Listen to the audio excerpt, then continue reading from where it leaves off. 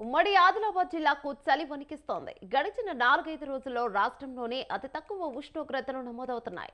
సాయంత్రం 6 గంటలు దాటితే చాలు జనాలు బయటకు రావాలంటేనే భయపడుతున్నారు. ఉదయం 8 గంటలు దాటాక కూడా వాతావరణం పొగమంచుతో కప్పి ఉంటుంది. నిత్యం జనసంచారం, వాహనాల రాకపోకలతో రద్దీగా కనిపించే రోడ్లు చీకటి పడిందంటే చాలు ఖాళీగా దర్శనమిస్తున్నాయి.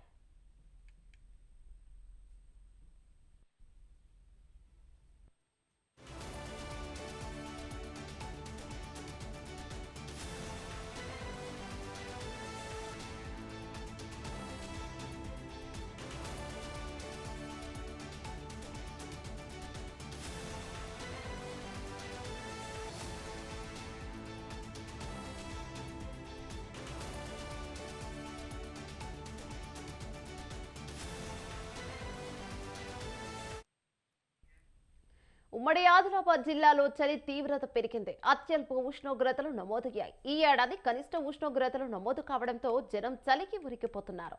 ఉత్తరాది నుంచి వీస్తున్న చల్లని గాలులకు ప్రజలు గజగజా ఉనికిపోతున్నారు. రాత్రి వేళల్లో 4 నుంచి 6 డిగ్రీల కనిష్ట ఉష్ణోగ్రతలు పడిపోతున్నాయి. ఉదయం 9 గంటల వరకు ఇళ్ల నుండి బయటకు వెళ్లడానికి జనాలు భయపడుతున్నారు.